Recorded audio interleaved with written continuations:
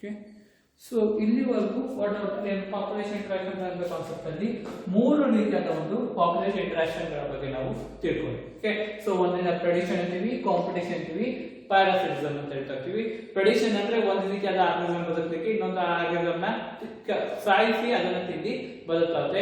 Competition ಅಂದ್ರೆ ಎರಡು ರೀತಿಯಾದ ಡಿಫರೆಂಟ್ ಟೈಪ್ಸ್ ಆಫ್ ಸ್ಪೀಶೀಸ್ ಮಧ್ಯದಲ್ಲಿ ಅಥವಾ ಸೇಮ್ ಕೈಂಡ್ ಆಫ್ ಸ್ಪೀಶೀಸ್ ಮಧ್ಯದಲ್ಲಿ ಕಾಂಪಿಟೇಷನ್ ಅನ್ನೋದು ಕ್ರಿಯೇಟ್ ಆಗ್ತಾ ಹೋಗುತ್ತೆ. ಏನೊಂದು ಕಾಂಪಿಟೇಷನ್ ಕ್ರಿಯೇಟ್ ಆದಾಗ ಒಂದು ಸರ್ವೈವ್ ಆಗಿ ಇನ್ನೊಂದು ಡೆತ್ ಆಗಿ ಬದುಕಬೇಕಾಗುತ್ತೆ ಅಂತ ಹೇಳ್ತಾ ಹೋದ್ರು. ಸೊ ಅದಕ್ಕೆ ಗಾಸ್ ಕಾಂಪಿಟೇಟಿವ್ ಎಕ್ಸ್ಕ್ಲೂಷನ್ ಪ್ರಿನ್ಸಿಪಲ್ ಅಂತಕ್ಕಂಥ ಒಂದು ನಿಜ ಒಂದು 1 marks important 2 marks important concept ಕೂಡ ನಾವು ತಿಳ್ಕೊಂಡಿದ್ವಿ. ಪ್ಯಾರಾಸಿಟಿಸಮ್ ಅಂತಕ್ಕಂಥ ಒಂದು ಕಾನ್ಸೆಪ್ಟ್ ಬಗ್ಗೆ ತಿಳ್ಕೊಳ್ತಾ ಹೋದ್ರೆ ವಾಟ್ ಎವರ್ ದಟ್. ಸೊ ಎರಡು ರೀತಿಯಾದ ಒಂದು ಆರ್ಗನಿಸಮ್ಸ್ ಕ್ಯಾಟಗರಿ ಇರುತ್ತೆ. ಸೊ ಒಂದ್ರ ಮೇಲೆ ಇನ್ನೊಂದು ಡಿಪೆಂಡೆಂಟ್ ಆಗಿ ಬದುಕಾಗುತ್ತೆ. ಪ್ಯಾರಾಸೈಟಿಕ್ ಮತ್ತೆ ಹೋಸ್ಟ್ ಅಂತ ಹೇಳ್ತೀವಿ. ಆ ರೀತಿಯ ಪ್ಯಾರಾಸೈಟಿಕ್ ಹೋಸ್ಟ್ ಕೆಲವೊಂದ್ಸರಿ ಬೆನಿಫಿಟ್ ಕೂಡ ಆಗುತ್ತೆ, ನ್ಯೂಟ್ರಲೈಸ್ ಆಗುತ್ತೆ, ಕೆಲವೊಂದ್ಸರಿ ಹಾರ್ಮ್ಫುಲ್ ಕೂಡ ಆಗುತ್ತೆ ಅಂತ ಹೇಳ್ತಾ ಹೋಗ್ಬೋದು.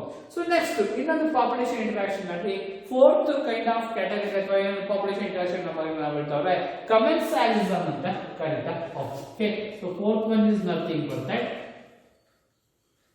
ಕಮೆನ್ಸಾಲಿಸಮ್ ಅಂತ ಕರೀತೀವಿ.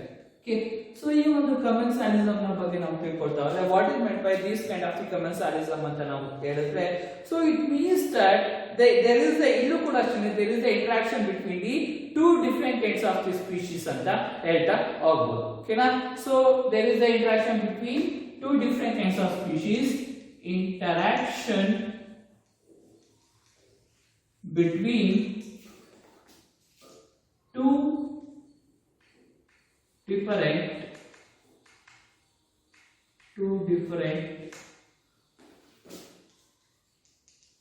kind of species in which there is an interaction between two different kinds of species in which neither are harmed nor benefited. Okay, so in which neither harmed nor benefited ಅಂತ ಕರೀತೀವಿ. So ಇದನ್ನ ನಾವು commensalism ಅಂತ ಕರೀತಾ ಹೋಗ್ತೀವಿ.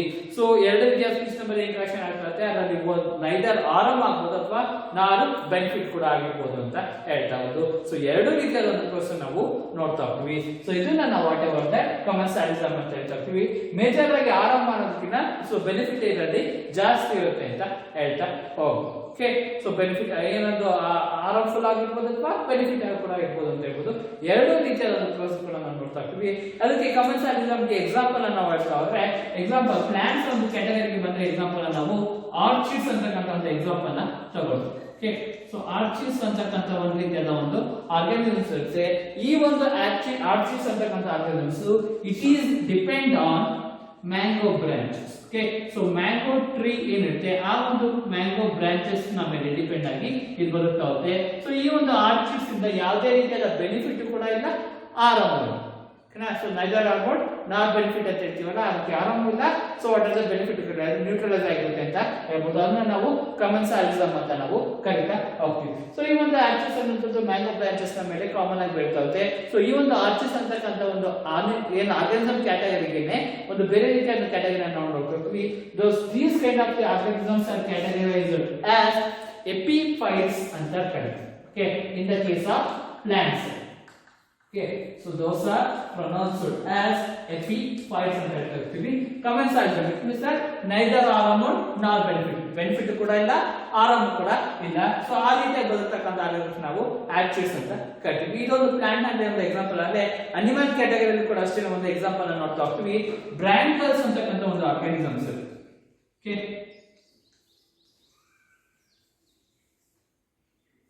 ಬ್ರಾಂಕಲ್ಸ್ ಅಂತ ಕರೀತಾ ಹೋಗ್ತೀವಿ. ಸೊ ಈ ರೀತಿಯಾದ ಒಂದು ಬ್ರಾಂಕಲ್ಸ್ ಅನ್ನೋದು ಮೆರೈನ್ ವಾಟರ್ ಇರ್ತಕ್ಕಂಥ ಒಂದು ರೀತಿಯಾದ ಒಂದು ಆರ್ಗಾನಿಸಮ್ಸ್ ಅಂತ ಹೇಳ್ತಾ ಹೋದ್ರು. ಯಾವ್ದ್ರ ಮೇಲೆ ಡಿಪೆಂಡ್ ಆಗುತ್ತೆ ಅಂದ್ರೆ it grows on back of Wales.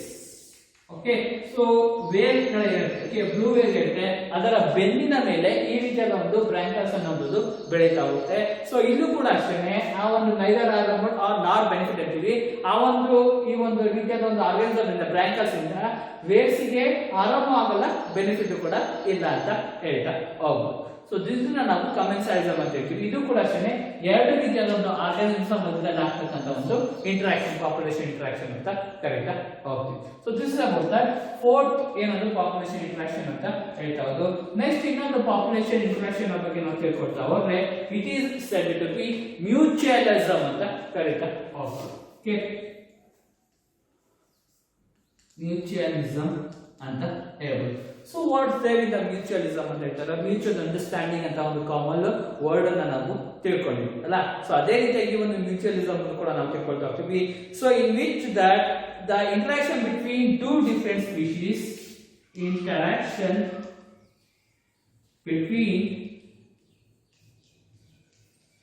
interaction between two species in which both organisms are benefited ಅಂತ ಹೇಳ್ಬೋದು. Okay, so both organisms are benefited. ಎರಡು ರೀತಿಯ ಆರ್ಗನ್ಸ್ಗಳು ಅಷ್ಟೇ ಬೆನಿಫಿಟ್ ಅನ್ನ ಪಡ್ಕೊಳ್ತಾ ಹೋಗುತ್ತೆ. ಅದನ್ನ ನಾವು ಮ್ಯೂಚುವಲ್ ಅಥವಾ ಮ್ಯೂಚುವಲ್ ಅಂಡರ್ಸ್ಟ್ಯಾಂಡಿಂಗ್ ಅಂತ ನಾವು ಕೇಳ್ತೀವಿ. ನನಗೂ ಕೂಡ ಒಂದು ಬೆನಿಫಿಟ್ ಆಗಬೇಕು, ಅವನು ಕೂಡ ಒಂದು ಬೆನಿಫಿಟ್ ಅನ್ನೋದು ಆಗಬೇಕು. ಸೊ ಅದೇ ನಾವು ಮ್ಯೂಚುವಲಿಸಮ್ ಅಂತ ಕರೆಯುವಂಥದ್ದು. ಇಲ್ಲಿ ವಾಟ್ ಎವರ್ ದಟ್ ಏನಂದ್ರೆ ಬೋತ್ ಆರ್ಗನಿಸಮ್ಸ್ ಆರ್ ಬೆನಿಫಿಟೆಡ್ ಅಂತ ಹೇಳ್ತಾ ಇರ್ತೀವಿ. ಈ ಒಂದು ಮ್ಯೂಚುವಲಿಸಮ್ ಒಂದು ಸೈಂಟಿಫಿಕ್ ವರ್ಡ್ ಅನ್ನು ಒಂದು ಎಕ್ಸಾಂಪಲ್ ಅನ್ನು ನೋಡ್ತಾ ಹೋಗ್ತೀವಿ, ಒಂದು ಪ್ರೊಸೆಸ್ ಅನ್ನು ನೋಡ್ತಾ ಹೋಗ್ತೀವಿ. ಸೊ ಆ ಒಂದು ಪ್ರೊಸೆಸ್ ನ we call it as Symbiosis ಅಂತ ಕರೀತೀವಿ. ಓಕೆ, ಸಿಂಬಯೋಸಿಸ್ ಅಂತ ಹೇಳ್ತೀವಿ. ಸೊ ಡಿಫೈನ್ ಸಿಂಬಯೋಸಿಸ್ ಅಂತ 1 ಮಾರ್ಕ್ಸ್ ಗೆ ಇಂಪಾರ್ಟೆಂಟ್ ಕ್ವೆಶ್ಚನ್ ಅಂತ ಹೇಳ್ಬೋದು.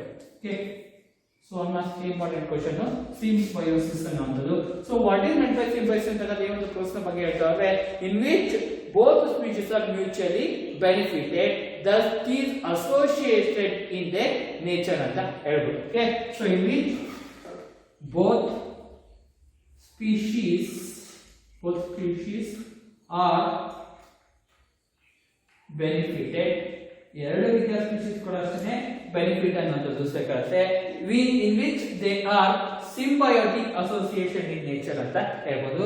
or they are obligately associated in nature. Obligately association in nature ಅಂತ ಹೇಳಿ. ಸೊ ಇದನ್ನ both are benefited ಅಂತ ಹೇಳ್ತಾ ಹೋಗ್ತೀವಿ. So in which that they are normal condition. ಓಕೆನಾ, ಸೊ ಇದಕ್ಕೆ ಯಾವುದೇ ರೀತಿಯಾದ ಒಂದು ಸಪರೇಟ್ ಕಂಡೀಷನ್ ಬೇಡ. ನಾರ್ಮಲ್ ಕಂಡೀಷನ್ ಅಲ್ಲಿ ಈ ಒಂದು ಸಿಂಬಯೋಸಿಸ್ ಅಂತಕ್ಕಂಥ ನೇಚರ್ ನೋಡ್ತೀವಿ ಅಂತ ಹೇಳ್ಬೋದು. ಫಸ್ಟ್ ಇಯರ್ ಅಲ್ಲಿ ಒಂದು ಕಾನ್ಸೆಪ್ಟ್ ಅನ್ನು ನಾವು ತಿಳ್ಕೊಂಡಿರ್ಬೇಕು. ಒಂದು ರೀತಿಯಾದ ಒಂದು ಆರ್ಗಾನಿಸಮ್ ಲಿಕಿನ್ಸ್ ಅಂತಕ್ಕಂಥ ಒಂದು ಆರ್ಗ್ಯಾನಿಸಮ್. ಓಕೆ, ಸೊ ಲೈಕಿನ್ಸ್ ಅಂತ ಅಥವಾ ಲಿಕಿನ್ಸ್ ಅಂತ ಕೂಡ ನಾವು ಕರೀತಾ ಹೋಗ್ತೀವಿ. So these kind of lichens are symbiotic in nature ಅಂತ ಕರಿತೀವಿ. ಇಟ್ ಮೀನ್ಸ್ ದಟ್ ಫಂಗೈ ಮತ್ತೆ ಆಲ್ಗೆ ಏನಂದ್ರೆ ಎರಡು ಕೂಡ ಅಷ್ಟೇನೆ ಮ್ಯೂಚುವಲ್ ಆಗಿ ಅಸೋಸಿಯೇಷನ್ ಅಲ್ಲಿ ಬದುಕ್ತಾ ಹೋಗುತ್ತೆ. It means that fungi algae ಅನ್ನೋದು ಸೊ ವಾಟ್ ಆರ್ ದಟ್ ಫಂಗೈಗೆ ನರಿಶ್ಮೆಂಟ್ ನ ಕೊಡ್ತಾ ಹೋಗುತ್ತೆ. ಫಂಗೈ ಆಲ್ಗೆ ಏನ್ ಮಾಡ್ತಾ ಇದೆ ಅಟ್ಯಾಚ್ ಆಗಿ ಅದಕ್ಕೆ ಬೇಕಂತ ಒಂದು ಫುಡ್ ಸೋರ್ಸ್ ಅನ್ನ ರಾ ಮೆಟೀರಿಯಲ್ಸ್ ನ ಕೊಡ್ತಾ ಹೋಗುತ್ತೆ. ಸೊ ಈ ರೀತಿಯಾಗಿ ಇಬ್ರು ಕೂಡ ಅಷ್ಟೇ ಸಿಂಬಯೋಟಿಕ್ ನೇಚರ್ ಅಸೋಸಿಯೇಷನ್ ಅಲ್ಲಿ ಬದುಕ್ತಾ ಹೋಗುತ್ತೆ. ಸೊ ಮ್ಯೂಚುವಲಿಸಮ್ ಇಬ್ರು ಕೂಡ ಅಷ್ಟೇ ಬೆನಿಫಿಟ್ ಅನ್ನೋದು ಸಿಗುತ್ತೆ ಅಂತ ಹೇಳ್ಬೋದು. So this is about that mutualism ಒಂದು ಎಕ್ಸಾಂಪಲ್ ಅಂತ ಅದೊಂದು ಪ್ರೊಸೆಸ್ ಗೆ ಒಂದು ಎಕ್ಸಾಂಪಲ್ ಅಂತ ನಾವು ಹೇಳ್ಬೋದು. ಇದು ಕೂಡ ಅಷ್ಟೇ ಒಂದು ರೀತಿಯಾದ ಪಾಪ್ಯುಲೇಷನ್ ಇಂಟರಾಕ್ಷನ್ ಅಂತ ಕರೀತಾ ಹೋಗ್ತಾರೆ.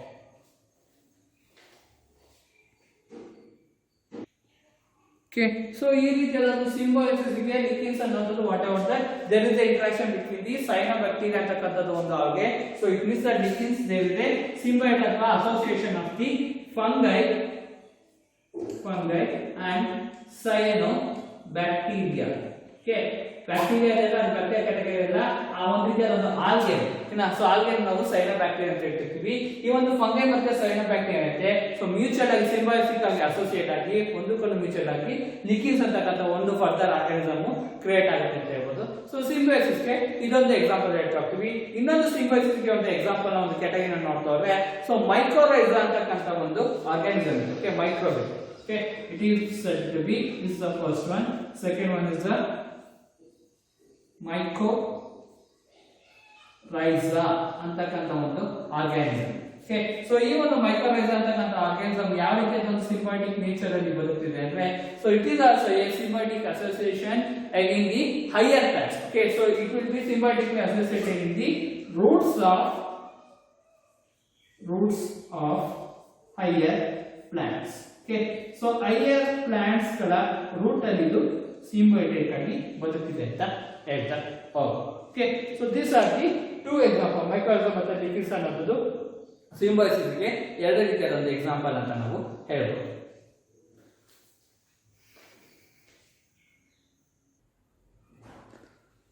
So this is about that population interaction ಬರ್ತಕ್ಕಂತ 5 ರೀತಿಯಾದ different types of process population interaction ಅಂತ ನಾವು ಹೇಳ್ತಾ ಹೋಗ್ಬೋದು. ಸೊ ಈ ಒಂದು ಮ್ಯೂಚುವಲೈಸಮ್ ಅಂತಕ್ಕಂತ ಏನಿದೆ ಸೊ ಈ ಒಂದು ಪಾಪ್ಯುಲೇಷನ್ ಇಂಟರಾಕ್ಷನ್ ಅಲ್ಲಿ ಇನ್ನೊಂದು ಮೇಜರ್ ಕಾನ್ಸೆಪ್ಟ್ ನ ಬಗ್ಗೆ ನಾವು ಒಂದು ತಿಳ್ಕೊಳ್ತಾ ಹೋಗ್ತೀವಿ. ಇದು ಕೂಡ ಅಷ್ಟೇ 2 ಮಾರ್ಕ್ಸ್ ಗೆ ಕಾಮನ್ ಏನೊಂದು ವೀಕ್ಲಿ ಎಕ್ಸ್ಪ್ಲೈನ್ ಅಬೌಟ್ ದಿಸ್ ಅಂತ ಕೇಳ್ತಾ ಹೋಗ್ತಾರೆ.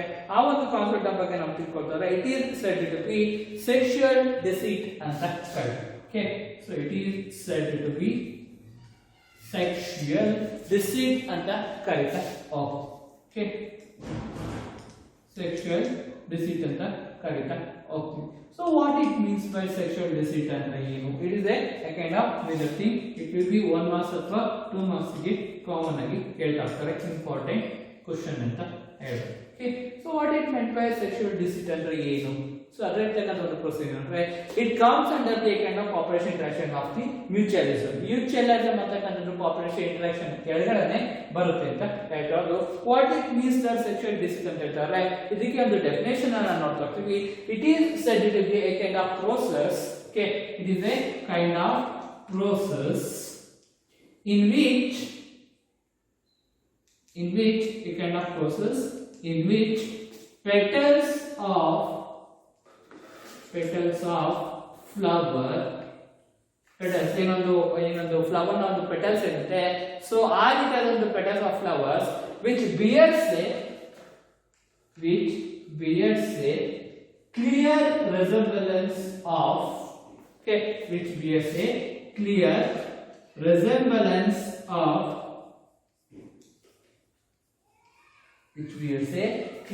resemblance of female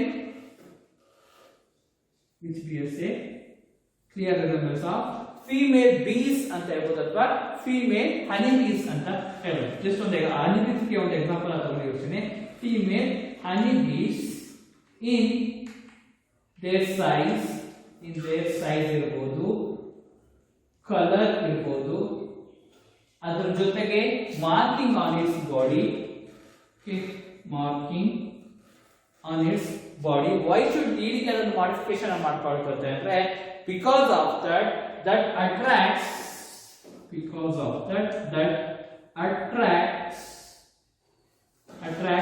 the male bees for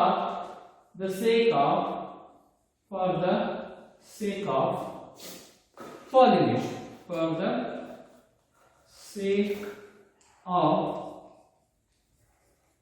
pollination, ಅಂತ ಕರೆಕ್ಟ್.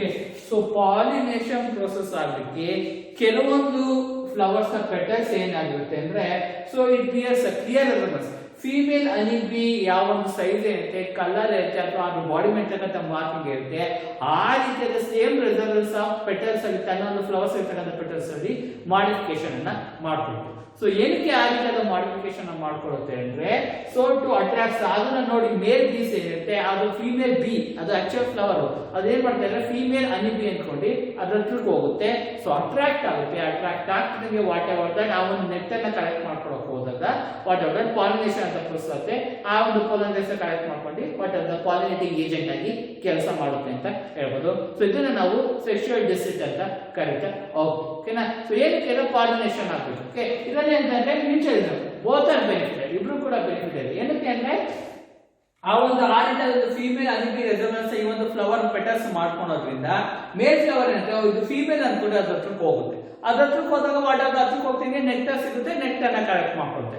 ಆಗ ಒಂದು ಮೇಲ್ ಹನಿಬಿಗೆ ಬೆನಿಫಿಟ್ ಅನ್ನೋದಾಯ್ತು. ಅದೇ ರೀತಿಯಾಗಿ ಮೇಲ್ ಅದ್ರಕ್ಕೆ ಹೋದಾಗ so what are the pollination, ಅದು ವಾಪಸ್ ಬರ್ಬೇಕಾದ್ರೆ ಪೋಲಾಂಗ್ರೇಸ್ ಟ್ರಾವೆಲ್ ಮಾಡ್ಕೊಂಡು ಬರುತ್ತೆ, ಇನ್ನೊಂದು ಫ್ಲವರ್ ನ ಮೇಲೆ ಕೂತ್ಕೊಳ್ಳುತ್ತೆ, ಅದು ಒಂದು ಪಾಲಿನೇಷನ್ ಪ್ರೋಸೆಸ್ ಅನ್ನೋದು ಆಯ್ತು. ಓಕೆ ಸೊ ಈಗ ವಾಟ್ ಎವರ್ ದಟ್ ಈ ಒಂದು ಪೆಟಲ್ಸ್ ಆಫ್ ಫ್ಲವರ್ ಕೂಡ ಪಾಲಿನೇಷನ್ ಅಲ್ಲಿ ಬೆನಿಫಿಟ್ ಪಡ್ಕೊಂಡು ಅದೇ ರೀತಿಯಾಗಿ ಮೇಲ್ ಬೀಸು ಫೀಮೇಲ್ ಅಂತ ಒಂದು ಮ್ಯಾನಿಪುಲೇಟ್ ಮಾಡಿ ಅದ್ರ ಮೇಲೆ ಕುತ್ಕೊಂಡು ಅದರಿಂದ ನೆಕ್ಟರ್ ಅದಕ್ಕೆ ಸಿಕ್ತು. ಓಕೆ ಸೊ ಇದನ್ನ ನಾವು ಸೆಕ್ಷುವಲ್ ಡಿಸಿಟ್ ಅಂತ ಹೇಳ್ತೀವಿ. ಇಟ್ ಮೀನ್ಸ್ ದಟ್ ಏನಂದ್ರೆ ಅಪೋಸಿಟ್ ಸೆಕ್ಸ್ ಆರ್ಗಾನಿಸಮ್ಸ್ ಇರುತ್ತೆ, ಮೇಲ್ಗೆ ಫಿಮೇಲ್ ಇರ್ಬೋದು ಅಥವಾ ಫಿಮೇಲ್ಗೆ ಮೇಲ್ ಇರ್ಬೋದು, ಆ ರೀತಿಯಾಗಿ ಮಾಡಿಫಿಕೇಶನ್ ಮಾಡ್ಕೊಂಡು ಅವನು ಮೇಲನ್ನ ಅಟ್ರಾಕ್ಟ್ ಮಾಡ್ಕೊಂಡು ಅದು ಕೂಡ ಬೆನಿಫಿಟ್ ಆಗಬೇಕು, ಇದು ಕೂಡ ಒಂದು ಬೆನಿಫಿಟ್ ಅನ್ನೋದು ಆಗ್ಬೇಕು. ಸೊ ಇದನ್ನ ನಾವು ಸೆಕ್ಷುವಲ್ ಡಿಸಿಟ್ ಅಂತ ಕೇಳ್ತೀವಿ. ಸೊ ಈ ರೀತಿಯಾದ ಒಂದು ಎಕ್ಸಾಂಪಲ್ ಹೇಳ್ತಾವ್ರೆ ಮೆಡಿಟೇರಿಯನ್ ರೀಜನ್ ಅಲ್ಲಿ. ಓಕೆ ಸೊ ಎಕ್ಸಾಂಪಲ್ ನ ವಿಷಯಕ್ಕೆ ಬಂದ್ರೆ ಮೆಡಿಟೇರಿಯನ್ ರೀಜನ್ ಅಲ್ಲಿ ಆರ್ಚಿಡ್ಸ್ ಅಂತಕ್ಕಂಥ ಒಂದು ಓಕೆ ಸೊ ಆರ್ಚಿಡ್ಸ್ ಒಂದು ಕ್ಯಾಟಗರೀಸ್ ಎಪಿಫೈಟ್ಸ್ ಅಂತ ನಾವು ಅವಾಗಲೇ ಹೇಳಿದ್ವಲ್ಲ ಸುಕಮೆನ್ಸಾಲಿಸಮ್ ಅಲ್ಲಿ. So both are not benefited, ಯಾರಿಗೆ ಇದು ಬೆಳೀತಕ್ಕಂಥ ಆರ್ಚಿಡ್ಸ್ ಬೆಳೀತಕ್ಕಂಥ ಒಂದು ಪ್ಲಾಂಟ್ ಒಂದು ಟ್ರೀಗೆ ಕೂಡ ಏನೊಂದು ಆರಂಫುಲ್ ಆಗ್ಬೋದು, ಬೆನಿಫಿಟ್ ಆಗ್ಬೋದು, ಇದು ಕೂಡ ಅಷ್ಟೇ ಆರಂಫುಲ್ ಆಗ್ಬಾರ್ದು, ಬೆನಿಫಿಟ್ ಆಗಬೇಕು ಆಗಬಾರ್ದು. ಆ ರೀತಿಯಾದ ಒಂದು ಆರ್ಚಿಸ್ ಅಂತ ಹೇಳ್ತೀವಿ. ಮೆಡಿಟೇರಿಯನ್ ಆ ರೀತಿಯಾದ ಒಂದು ಆರ್ಚಿಸ್ ಕ್ಯಾಟಗರಿ ಇದೆ. ಎಕ್ಸಾಕ್ಟ್ ಹೇಳ್ಬೇಕು ಅಂದ್ರೆ ಪರ್ಟಿಕ್ಯುಲರ್ ಆಗಿ ಸೊ ಆ ಒಂದು ಕ್ಯಾಟಗರಿ ನಾವು ಹೇಳ್ತಾವ್ರೆ ಒಪೈರಸ್ ಅಂತ ಕರಿತೀವಿ. ಓಕೆ OPHRYS ಒಪೈರಸ್ ಅಂತಕ್ಕಂಥ ಒಂದು ಆರ್ಚಿಡ್ ಒಂದು ಪ್ಲಾಂಟ್ಸ್ ಒಂದು ಕ್ಯಾಟಗರಿನ ನಾವು ನೋಡ್ತೀವಿ. ಸೊ ಈ ಒಂದು ಆರ್ಚಿಡ್ಸ್ ಗಳು ಈ ರೀತಿಯಾಗಿ ಒಂದು ಮೇಲ್ ಬಿನ್ ಅಟ್ರಾಕ್ಟ್ ಮಾಡ್ಲಿಕ್ಕೆ ತನ್ನ ಒಂದು ಫಿಮೇಲ್ ಬಿ ಅನಿಬಿ ಆಗಿರುತ್ತೋ ಆ ರೀತಿಯಾದ ಒಂದು ತನ್ನ ಪೆಟದಲ್ಲಿ ರೆಸರ್ವರ್ಸ್ ನ ಒಂದು ಮಾಡಿಫಿಕೇಶನ್ ಮಾಡ್ಕೊಂಡು ಅಟ್ರಾಕ್ಟ್ ಮಾಡುತ್ತೆ ಅಂತ ಹೇಳ್ತಾ ಹೋದ್ರು. ಸೊ ಇದನ್ನ ನಾವು ಸೆಕ್ಷುವಲ್ ಡಿಸಿಟ್ ಅಂತ ಹೇಳ್ತಾ ಹೋಗ್ತೀವಿ. ಇಟ್ ಕಮ್ ಅಂಡರ್ ದಟ್ ಏನೊಂದು ಪಾಪ್ಯುಲೇಷನ್ ಇಂಟರಾಕ್ಷನ್ ಅಲ್ಲಿ ಮ್ಯೂಚುವಲಿಸಮ್ ಅಂತಕ್ಕಂಥ ಪಾಪ್ಯುಲೇಷನ್ ಇಂಟರಾಕ್ಷನ್ ಒಂದು ಕ್ಯಾಟಗರಿಯ ಕೆಳಗಡೆ ಬರುತ್ತೆ ಅಂತ ಹೇಳ್ತಾರೆ. ಹೌದು. ಸೊ ಹಿಯರ್ ದಟ್ ಈ ಒಂದು ಕಾನ್ಸೆಪ್ಟ್ ಗೆ ಪಾಪ್ಯುಲೇಷನ್ ಇಂಟರಾಕ್ಷನ್ ಅಲ್ಲಿ ವಾಟ್ ಆರ್ ದ ಆರ್ಗಾನಿಸಮ್ಸ್ ಅಂತಕ್ಕಂಥ ಮತ್ತೆ ಪಾಪ್ಯುಲೇಷನ್ ಅಂತಕ್ಕಂಥ ಒಂದು ಚಾಪ್ಟರ್ ಕಂಪ್ಲೀಟ್ ಆಯ್ತು. ಫರ್ದರ್ ಏನೊಂದು ಚಾಪ್ಟರ್ಸ್ ನೆಕ್ಸ್ಟ್ ಕ್ಲಾಸಸ್ ಅಲ್ಲಿ ಡಿಸ್ಕಷನ್ ಮಾಡ್ತಾ ಹೋಗೋಣ. Thank you.